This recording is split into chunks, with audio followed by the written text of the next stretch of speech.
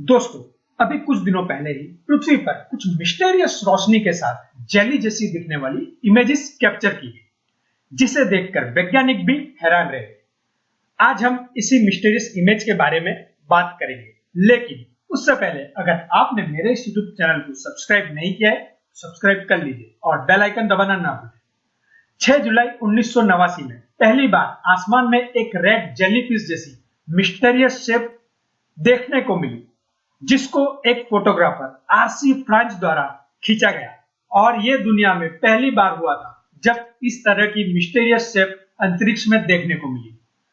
इस घटना के बाद पृथ्वी के एटमॉस्फेयर में कई बार ऐसी घटनाओं को देखा गया, जिन्हें वैज्ञानिकों ने बाद में TLE इवेंट नाम दिया। तो दोस्तों, अब सवाल आता है, इतनी मिस्टीरियस चीज जो एटमॉस्फेयर में दिखती है वो क्या है, और ये इतने जल्दी कैसे गायब हो जाती है? पृथ्वी का एटमॉस्फेयर दिखने में कितना सिंपल लगता है, लेकिन पृथ्वी के अंतरिक्ष में हमेशा कुछ न कुछ चलता रहता है जो मिस्टीरियस होता है, जिसके कारण पृथ्वी पर बारिश, तूफान वगैरह आते रहते हैं। इसी के साथ वैज्ञानिकों ने इसी अंतरिक्ष में कई मिस्टीरियस इमेज भी देखी, जिसको एल्विस, स्प्राइट और घोस्ट जैसे नामों से बुलाया जाता है, और इसका वैज्ञानिक नाम TLE है। TLE इवेंट में उसके सब सेक्शन में सबसे पहले आता है स्प्राइट। ये वही स्प्राइट है जो पृथ्वी के एटमॉस्फेयर में 50 से लेकर 90 किलोमीटर के ऊपर के हिस्से में जेलीफिश जैसी दिखाई देती है।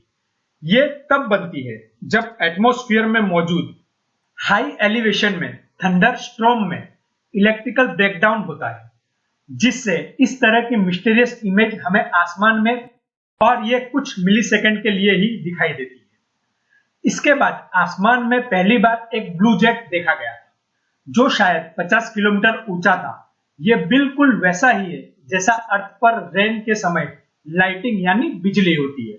यह ब्लू जेट दूसरे TLE इवेंट से कई ज्यादा बार आसमान में देखे गए हैं, जिसमें सितंबर 14, 2001 को इसे देखा गया था, जो कि 70 किलोमीटर तक एटमॉस्फेयर में फैला हुआ था।